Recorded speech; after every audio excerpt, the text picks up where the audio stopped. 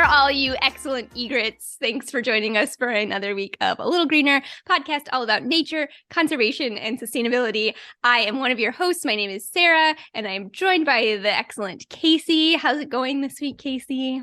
Hi, Sara. It's going. It's I don't know. I'm adulting today. So we were very productive. We were that's signed to try and get a new roof and got pet insurance and just all the not very fun parts about being an adult, but very productive, at least, things that we were pushing off. What about you? Good for you. I'm fine. I'm a little toasty right now because as my carbon fast for Lent continues, I have my thermostat set at 83. Dang, girl. In my house right now. But here's the thing. I came home from work. I had it set at 82 and I was like, it feels good in here. It did not. I was like, I feel like my thermostat might be broken because I was like, it feels too nice in here. I don't think it's really 82 degrees. So I turned it up another degree to 83 and now I'm hot. Now you're warm. I don't know. When we stayed with you, you like to keep it toasty anyway. So I do normally, yes. Yeah. Normally I'll set it at 78 when it's just me. Yeah. I turn it down for company. Don't be afraid to come visit me, everybody. But yeah, so I guess I walked in and it didn't really feel any different to me, and I'd been outside, so it felt really nice.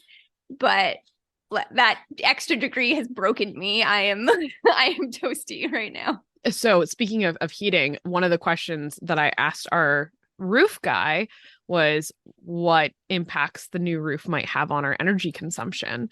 And they were talking about they're going to add a smart vent just based on, I'm not going to go into detail because I don't know the detail, but based on how our house is built, it will help circulate more air to help our upper story, which is where we sleep, stay cooler over the course of the season. And then I asked about the color, does that impact anything? And he said only really the outside. It's not really making a big impact as far as absorption. So I think it's was a good moment for me to ask a contractor, because I'm making changes on my house. Yeah. A question that I don't know really, I don't have suggestions about the solution, but I had questions about how they were thinking about it, and they did have good answers. So that was made me feel good about it as also a purchaser from this particular contractor too. So nice. That was cool. Proud of you. Thank you. I'm proud of you for your carbon fast. This is awesome. We got a lot to talk about today, Sara. We got a dense episode today.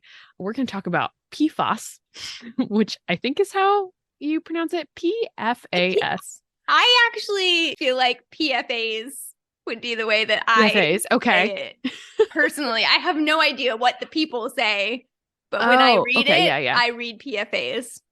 All right. You may have seen it in the news, because if you Google this, there's new news articles literally every day about it. They're also called forever chemicals. Mm-hmm. And I knew about them vaguely, but had basically no background information on any of it. And they're very topical right now. So I decided I wanted to create a resource that I wish I had in one particular place, with all the updated information. So that's what I tried to do today. And Sara, the place I knew that PFAS existed was in cookware. What kind of cookware do you use? The one that has PFAs. we're going to just go back and forth with our pronunciations. Yeah. But yeah, we are going to exhaust the entirety of what I know about these chemicals in our introduction, because as you've mentioned, they're called forever chemicals. This is what I know. I know they exist. I know there's a lot of them. I know that that's what they're called. And I know that they're in nonstick cookware. And I have very old nonstick cookware that's not really nonstick anymore. And I'm pretty sure that that's not a good idea, but I do have them. And that is what I use. Maybe by the end of tonight, I will. I was going to say, I think I have Sarah's challenge for the end of the episode. I do have one. I have one that is not. I have some that are newer. Yeah. But the one that I use most often, honestly, is very old and no longer is nonstick. And then I do have one pan that is not nonstick cookware. So I'm probably good there. I have one nonstick pan that I really, really like that might not be in my house much longer. But when we registered for our wedding registry, I specifically wanted stainless steel because I had known again that like Teflon nonstick had some issues. Specifically, it has issues with birds. They recommend that you don't have your bird when you're cooking with it anywhere nearby. And as Andrew points out, if it's bad for Luna, it's probably not very good for us. And so we, having the opportunity to invest in new cookware, went with the stainless steel option for that reason. But let's talk a little bit in just a moment about all the places you can find these things. What's the deal with them? Why are we talking about them? What are the impacts? What do we know? And what's going on? So stick around.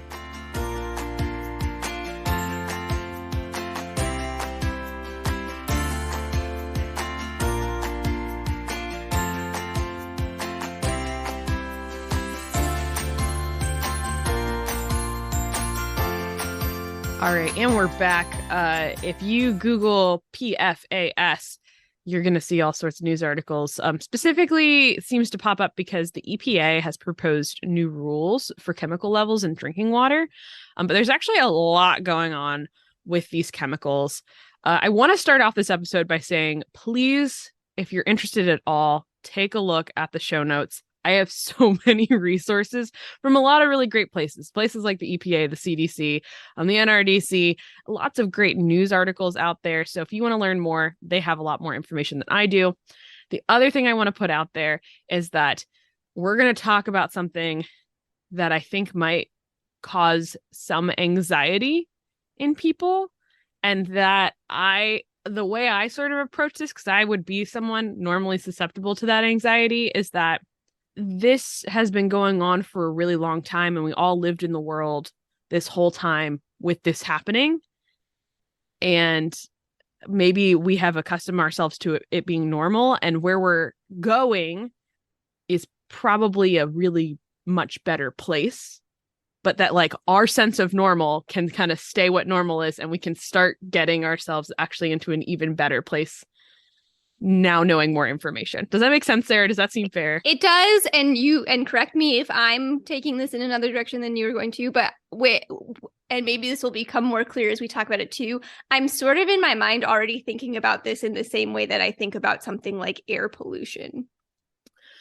Yes. Yeah. In a sense, like it's there, it exists. I know that there are things I'm breathing in, car exhaust and things when I go outside. I'm not scared every day when I go outside that these things are going to be the end of me. I know that there are things that are not good for me and that could build up over time and could cause problems, but and that we can do better and that we should do better. So I think that's sort of where my brain is going to go with this, because as we're going to talk about, they are everywhere. There are lots of potential impacts and things like that. And I do not live in fear of this. I was telling Casey before we started recording, this is a thing that I've sort of known about, and just it's kind of just not at the forefront of my mind. But that doesn't mean I don't think that we can and should and are going to do better with them too. Yeah. What I would say is this doesn't feel like climate change where there's like a scary deadline with visible changes in our world. This is something, like you said, with air pollution that exists around us that we can't necessarily see, but we can acknowledge is happening. But again, I think we're heading into a good place. So that's actually where I started is, what is a PFAS and what is it used for? I was having a lot of trouble visualizing what the heck we are talking about. So PFAS, as I like to call it, stands for per and polyfluoroalkyl substances. So the S doesn't make it plural. It is part of the acronym, which is why I lean on PFAS rather than I think that PFAS. You're probably right. That's just how my brain wants to say it. Yeah. Totally. I mean, it's all human made up. We can do whatever we want. But they were introduced into manufacturing around the 1940s. Two big chemical companies that are associated with PFAS are 3M, which was based in Minnesota, and DuPont, who's actually fairly local to me. Like they're in Delaware, I believe. They're two huge chemical manufacturing companies. I think it's important to acknowledge initially that our development of new chemicals are typically to solve existing problems. So we identify, there are bugs eating our food crops. There are, things are getting corroded, our products aren't lasting long enough. What are we inventing that can help solve these problems? And I think that's sort of PFAS was invented and they recognized different properties of it and were able to apply it for different things. So PFAS are a class of chemicals. There are thousands of them that are used for a wide variety of purposes, including nonstick cookware, stain grease and water-resistant clothing, carpeting, upholstery, some firefighting foams, some cosmetics, and some other stuff. Other places you're going to find them on manufacturing equipment to prevent the buildup of grease, fast food containers, microwave popcorn bags to reduce the leak through of grease, aviation fuel, and pesticides. Interesting. I didn't know most of those. A couple of them outside of the nonstick cookware I was aware of. But yeah, there's a lot that I didn't know about. They do a lot. There's a lot of them. The biggest properties that seem to be marketable is that they are like grease and oil resistant. So they help products last longer. They help make clothing and things repellent to different things that might make them stain or go bad faster. It makes sense. Like I can see the sort of common thread throughout those. Feeling through it. Some brand names were invented straight from PFAS. Teflon, like that is brand name nonstick cookware. And Scotchgard, which I'm not as familiar with, but like I know it as a thing. Yeah. It is a spray that you could put on different fabrics to make them stain resistant. When they were trying to figure out all the ways you can use PFAS, they discovered in the 60s that you can use it as a firefighting foam, which is known as aqueous film forming foam, which it looks like super soap bubbles. And it's mostly used by firefighters and on military bases to fight petroleum-based fires. And it's extremely effective at putting out petroleum-based fires. Again, thousands of types of PFAS out there. New ones are being developed all the time, and some are being phased out, and many might not even be identified yet and are created accidentally during the manufacturing process. So there is no like comprehensive list of PFAS. Interesting. That you could, look at necessarily. And I know, there are what they call emerging ones now. So there are the ones that have been around. There's a ton that we just don't know about. There's a few that we've done a little more study on, and then we have a bunch of emerging ones, right? Right. And I will say also during the course of this, I initially kind of conflated phthalates, which starts with a P as well, with PFAS, which is a type of plastic. They're not the same thing, just in case you're like me and are like, phthalates are also a thing I've heard in this sort of weird conversation. So why do we care? The NRDC's Eric Olson broke down the issues with PFAS pretty succinctly. He said the structure of PFAS means that they resist breakdown in the environment and in our bodies. So this is where you get forever chemicals from. Yeah. And I will say that even though I don't consider this is not a thing that I worry about, anything that you call a forever chemical, like anything that doesn't break down, I feel like just deserves some attention. That is a thing that we need to look really carefully at in my mind. Yes, absolutely. I was even like when I mentioned to my sister that I was doing this episode, she is taking her master's in stormwater management. She does a lot of stuff with runoff and groundwater, which is a place that PFAS are an issue. And she was mentioning like, yes, they've done studies. It exists for a long time in places like rain gardens. Number two, he says they move relatively quickly through the environment, making their contamination hard to contain. So again, we don't even know what they are, all of them. So they can be released through the manufacturing process through air pollution. They can bind themselves to particulate matter in air pollution. They can leak into our water used in manufacturing. And they have also been intentionally dumped by companies like DuPont and I believe 3M as well. There's a lot of issues. DuPont was like famously in a lawsuit about PFAS, also known as C8. And apparently there's a movie with Mark Ruffalo in it and Anne Hathaway called Dark Waters. And that is about a lawsuit with DuPont on PFAS. Interesting. Yeah, it came out in 2019. So Mark Ruffalo is now like a very big advocate for PFAS regulation. A firefighting training video that I saw, because I was like, let's look at what risk firefighters specifically have. It said that it can be absorbed through your skin, inhaled, or ingested. So when you use clothing or PPE that has PFAS sprayed on it, or you're using this firefighting foam, that can be absorbed through your skin, up through our food chain. So either through the packaging that we talked about, or if we're eating things like dairy or fish, it can be absorbed that way when it's ingested, and it can get into our drinking water too. Yeah. So if you're sitting here listening to this wondering, well, like, how is this a thing that I've been exposed to? Yes. Almost definitely yes. Yes. The answer is yes, you have. Yeah. I think they found it in at least 98% of samples from humans. Like, it's yes, you have been exposed to it. It is probably in your body. And so again, I'm not trying to freak you out. This is your normal. Right. This is not normal for Earth. This is our normal for your lifespan. 1940s, it's normal. Not good, but normal. And number 3, for some PFAS, even in extremely low levels of exposure can negatively impact our health.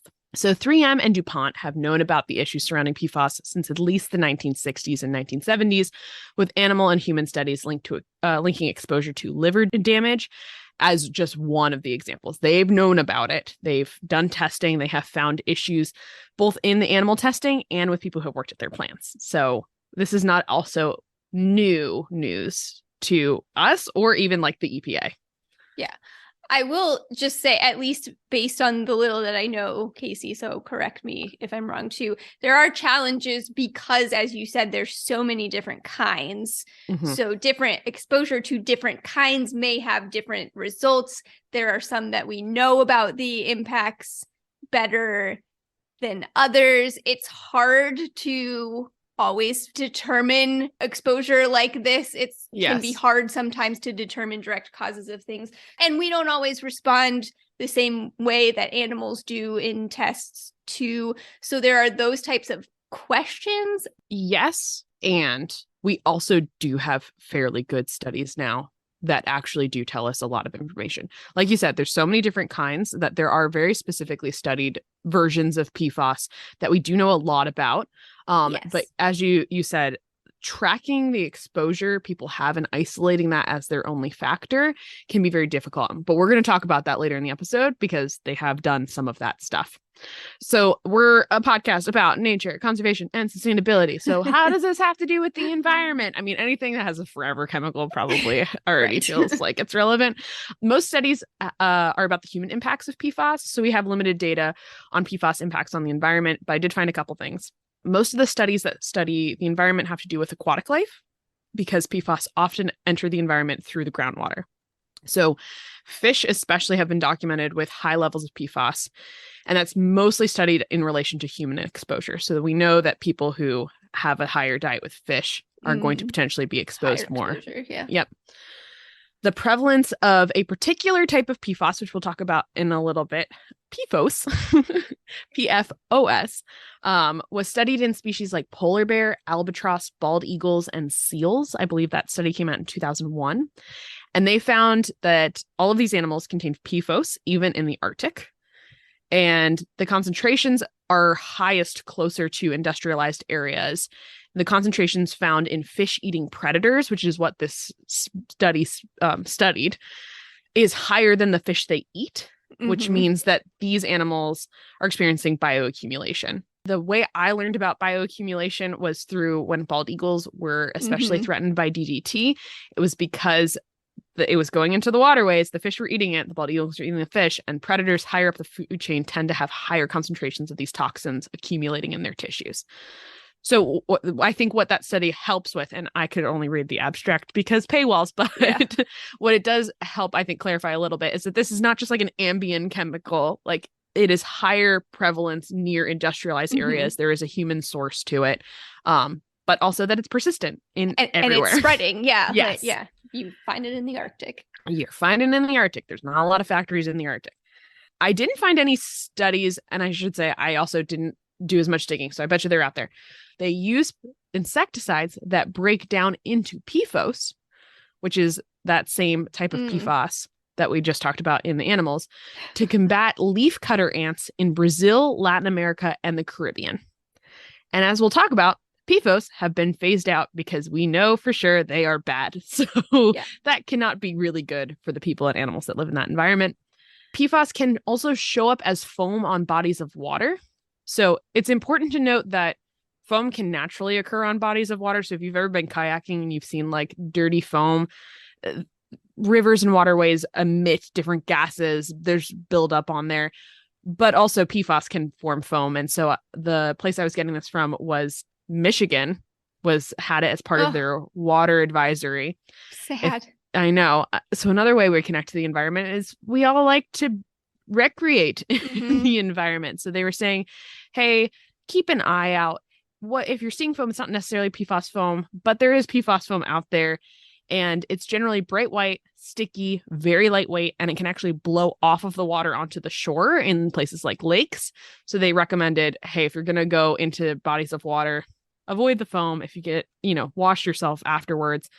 But also PFAS can be found in our outdoor weather resistant clothing as well. So a lot of, we're looking for stain resistant, we're looking for water resistant. That's all treated with PFAS. Yeah. So human health. This is a list directly from the EPA. Sarah, I copy pasted and reformatted. So what I'm about to read to you is from the EPA. And basically what they're saying is this is what current studies tell us. We know that PFAS have reproductive effects such as decreased fertility, increased high blood pressure in pregnant women, developmental effects and delays in children, including low birth weight, accelerated puberty, bone variations or behavioral changes, increased risk of some cancers, including prostate, kidney, testicular cancers, reduced ability of the body's immune system to fight infections, including reduced vaccine response, interference with the body's natural hormones, and increased cholesterol levels or risk of obesity. So this is lots of studies over time. They are probably focused on particular types of PFAS. Yeah. So just like the CDC, I think, had that same list too, and does just mention that this is not necessarily every single one of these chemicals causes every single one of these things, but different ones have been linked to do two different aspects of these. Yes. And again, you might be like, if 98% of us have these in our bodies, how the heck are you figuring this out? Are you doing it over time? What they will study is people who are at the higher risk of exposure. So that's implants that manufacture with PFAS, pregnant women and children. I'm part of that group.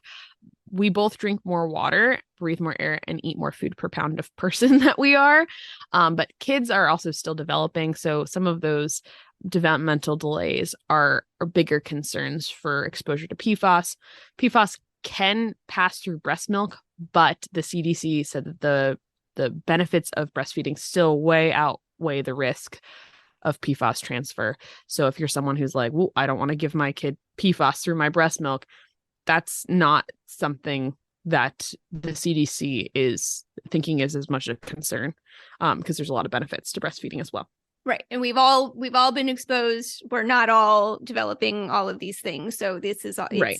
These are just showing concerns that we have, that we know exist with these chemicals. It doesn't mean that 100% of the time that you're going to get all of these things. So yes, it's still safer safe to breastfeed.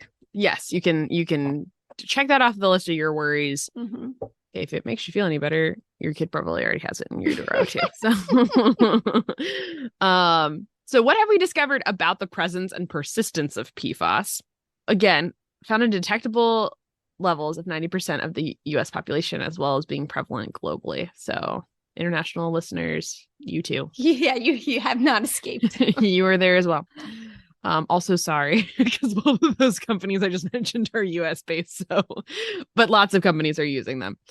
So knowing what we know about PFOA and then PFOS, those stand for perfluorooctanoic acid and perfluorooctane sulfanic acid. Great job. Thank you. I'm very proud of myself. These are the two most well studied, along with a couple other of the PFAS. They were some of the earliest invented of the PFAS, and they are proven to be bad. Yeah. So they have mostly been phased out of production. Not entirely, but mostly phased out of production.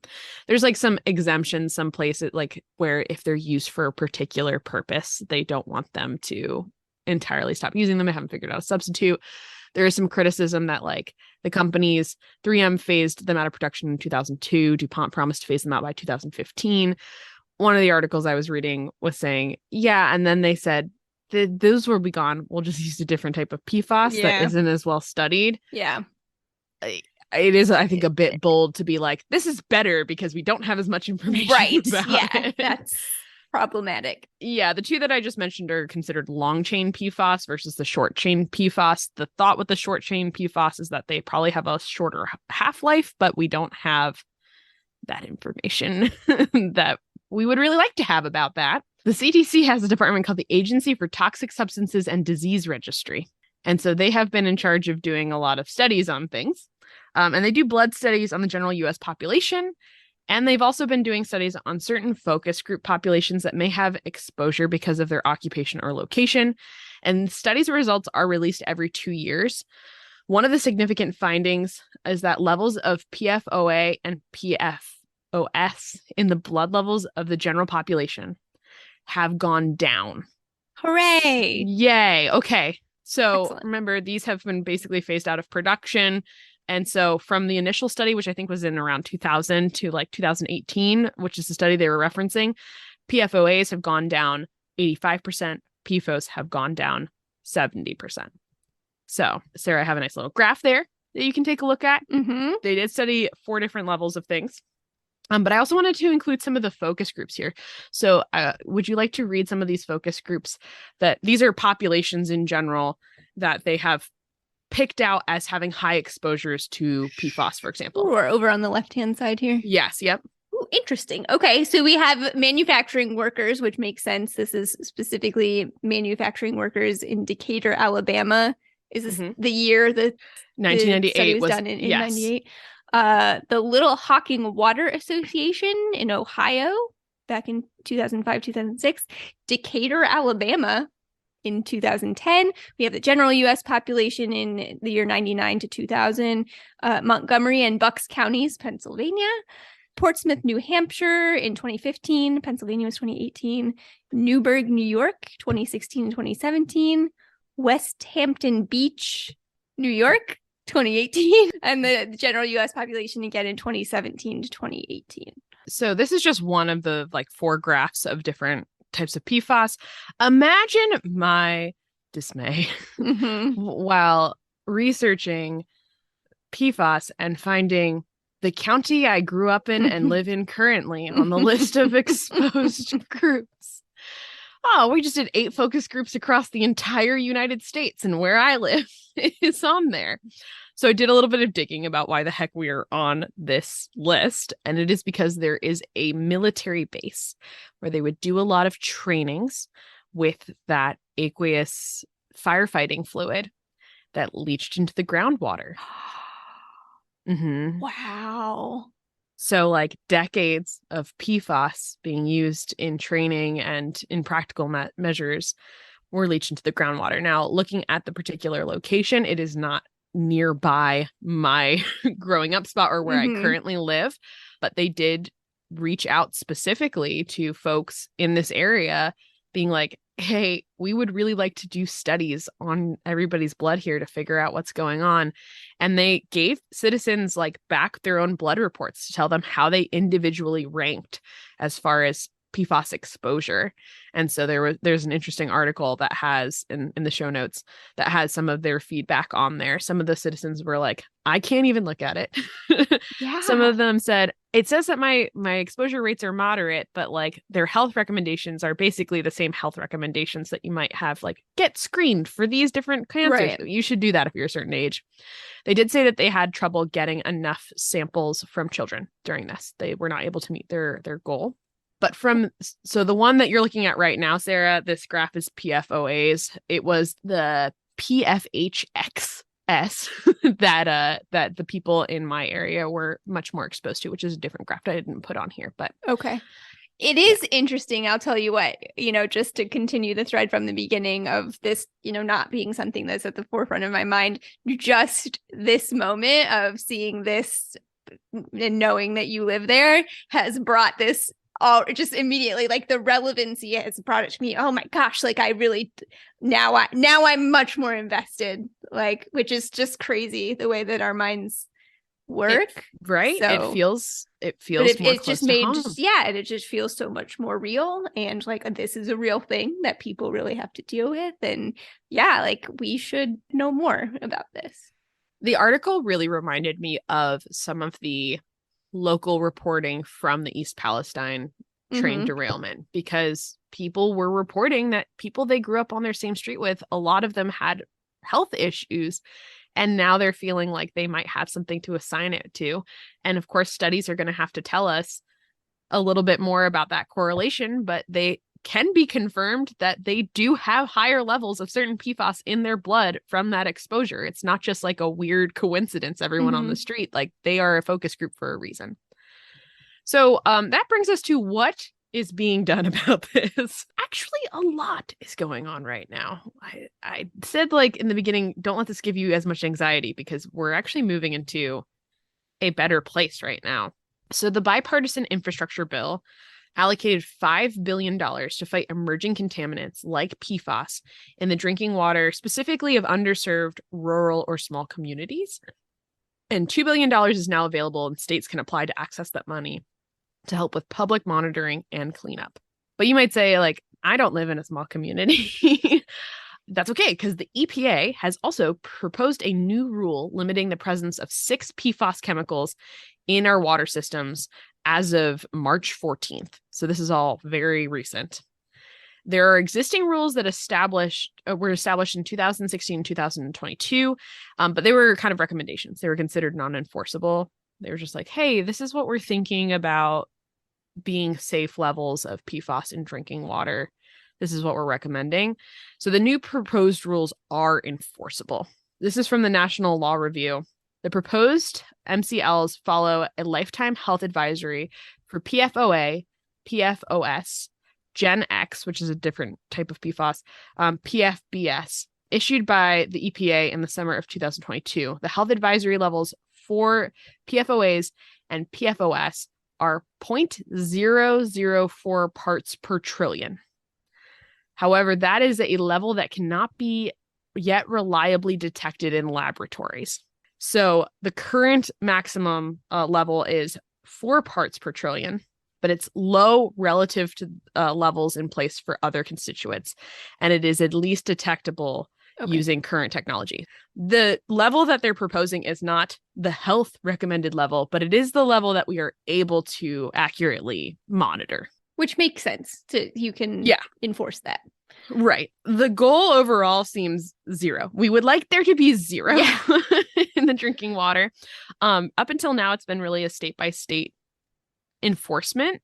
And of course, if you've got communities that don't have a lot of resources, or companies that are not who are processing your water, who are not opting into voluntary testing, there's not much you can do about it. But this bipartisan infrastructure rule, along with the EPA ruling, will make it mandatory and would allow for more resources for it to happen.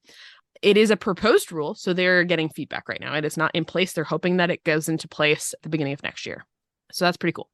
And in fact, when I was looking at it, the EPA has been like, this is not the EPA or the Biden-Harris administration jumping on a bandwagon of like, the news is talking about it right now. They actually came out with a plan to address PFAS in 2021, and the EPA put out a roadmap to address PFAS. So this is all part of a plan that has been going on, where they've been gathering data, trying to come up with the best solutions, and are starting to implement it across ways. So yes, it's really cool. Another cool thing that's going on along with like these lines is a lot of this money is also looking at addressing all of our lead pipes. So like my water company is coming around to our houses. I got an email from them being like, hey, we're going to knock on your door and we're going to check to see if you have lead pipes. So that's pretty cool too. That's another environmental thing going on with that. There is a discussion that began this week in Europe in banning PFAS in the EU. So over 100 brands support the ban. So they're looking for public comment right now. So not just here, other places too. And then an article from today pointed out 3 class action lawsuits in New York and California.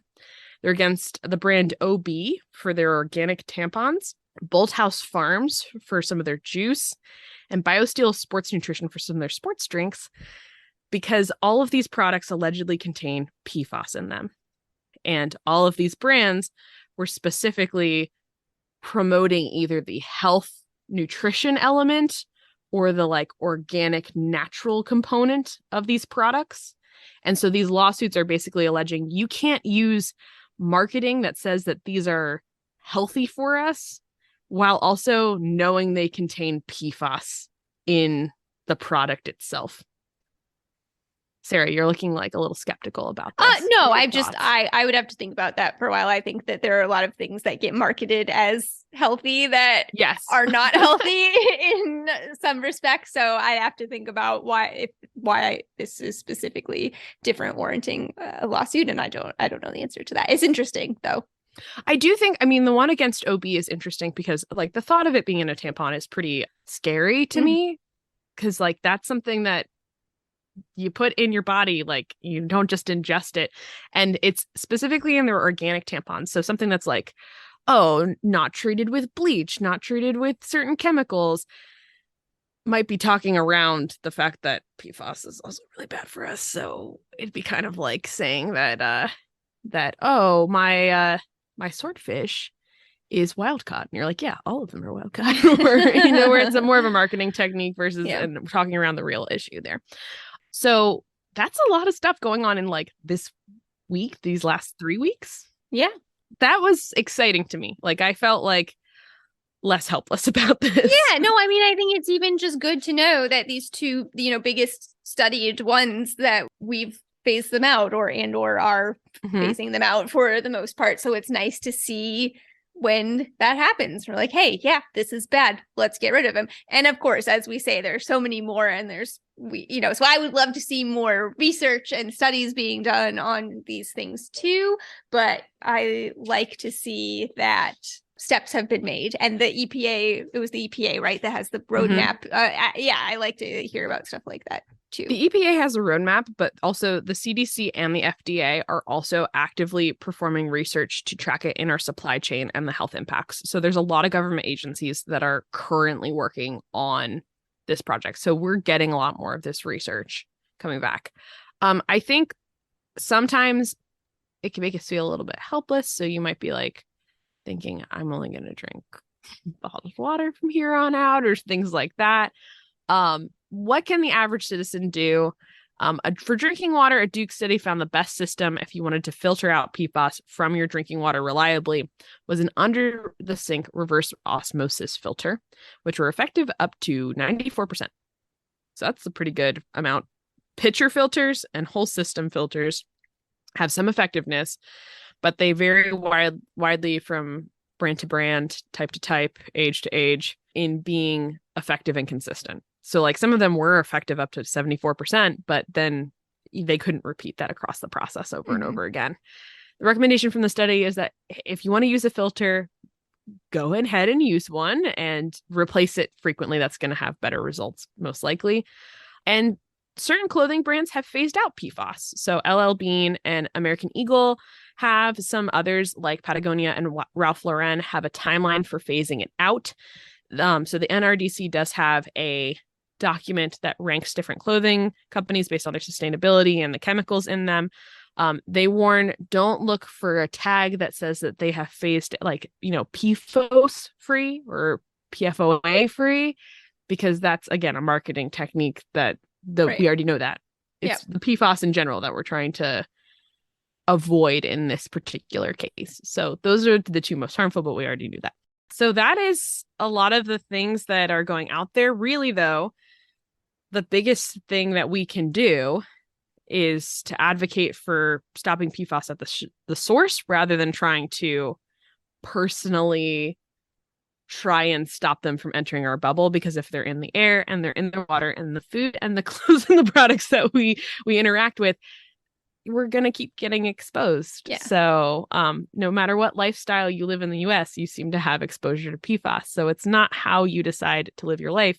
It is much more about how we can regulate the systems that bring us our resources, especially the chemical producers. So that's what I found about PFAS. Yeah, no, I actually feel pretty good about it. That feels like a weird thing to say, but I do feel like I'm not going to live my life in fear of these. I recognize that I've already had exposure. We'll talk in the wrap up, and I'm excited to hear what your challenges of the week are, to think about different things that we can do. But I think I do largely still feel the same way I did at the beginning, with the exception that you have made it more of a real thing for me. So I think I'm going to be more aware about what's going on with these in the future. And yeah, I do feel positive knowing that some of them have already been phased out. And so hopefully we can continue to make those steps as we move forward. Yeah, I think for me, I'm not afraid to read an article about them now. Before I was like, too much. That's a little, yeah. I don't know if I want to dive into that anxiety hole yet. But I'm not afraid to read an article about them. I feel like I'm much better informed. I feel like we're on a good path that we have to keep chasing down, which is where our challenges will go. But like personally, I am going to do a little bit of research about things like what clothing is my baby going to be wearing? If I'm purchasing new clothing, like what has the brands that I'm trying to look at talked about phasing out things like PFAS. And maybe, again, she's going to be exposed no matter what, but maybe it's not just about her. It's about reaching out to those brands and saying, hey, this is important to me as a mom, versus, and having them change policy rather than just like the decision of how I clothe my kid, because I'm also clothing my kid in lots of hand-me-downs and I'm very happy about that. So if you guys stick around, we will be back with our challenge of the week.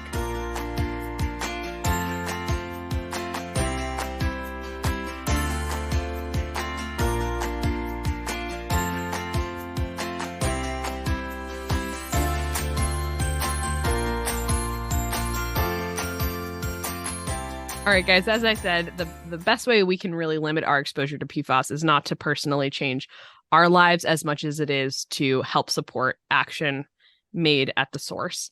And so I have a couple challenges for the week.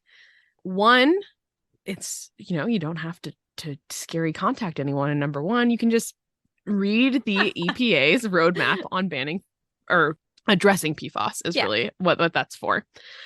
You can also look into your state's action on PFAS. So Maine and California have both passed some legislation that has to do with addressing PFAS.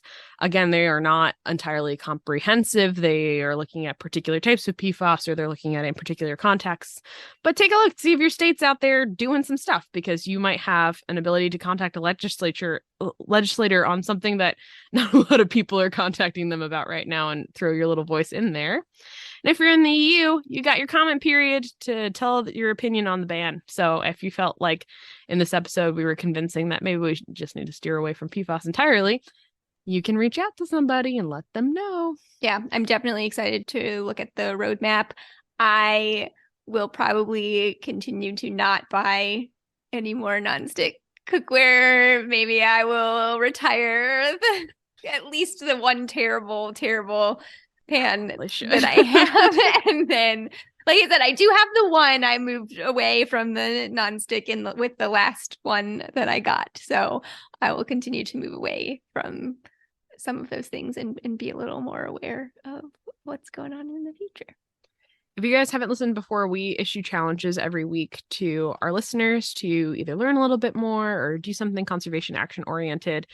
I forgot to mention this in the intro, but I had promised last week I was going to read Hershey's Cocoa Plan. Oh, yeah. Yeah. And because we did sustainable chocolate, how to buy chocolate last week. I did look that up, and I actually also looked at my ginormous bag of chocolate chips I talked about. And on the back, it found out that it was Rainforest Alliance certified. Yay. And they had a whole little thing about like, read our cocoa plan. It's from Nestle. Nestle's got its own issue, but it's got a cocoa plan in there. Oh, that's good. And so that was really interesting, because those companies are really trying to address some of the issues that are especially in Ghana and the Ivory Coast that have to do with deforestation and poverty and child labor and things like that. They specifically mentioned planting shade trees in places that were deforested. So that was really interesting. It's one of those things where you're like, I'm specifically trusting the word of this chocolate company. Sure. So the next step would be for me to read from maybe some NGOs and from sources in those areas about how effective these programs are. But it was gratifying to see like the Rainforest Alliance certified symbol on there and get to know a little bit more about what these companies are doing. So if you have an update on your challenges, you can do any of these at any time. You can tell any of your progress with us. We want to hear about it. Yeah, it doesn't matter when you're listening to which episode. They're all up there. Go back, do some old challenges. Whenever, wherever you're listening, you can feel free to send us your updates. Take pictures of your little Rainforest Alliance frog and post them, tag us, send them to us, whatever. Yeah. Sarah, if they want to do that, where can they do that? Everywhere. We're on Facebook. You can find us at A Little Greener Podcast. We're on Instagram at A Little Greener Pod. We're on Twitter at A Greener Podcast. You can email us at alittlegreenerpodcast@gmail.com. We are also on YouTube. You can find our newer episodes as they post. If you prefer to use captions, you can use the automatic captions on the YouTube posts. And just so you're aware, listeners, we have switched currently to a Saturday release date. So if you are somebody who downloads automatically or listens on the first day or whatever, just know our new episodes are now coming out Saturday each week. We're still here. Happy anniversary, Sarah. 2 years. Happy 2-year anniversary. Pod. We're closing in closer and closer to 100 episodes. So thanks for all of our listeners who've been with us and people who have joined us. And we hope to keep doing this. We're having fun. Yep. All right. Thanks, Casey. Thanks for the great episode. Always informative. Thanks for talking to me. We'll talk to you guys next week. Bye.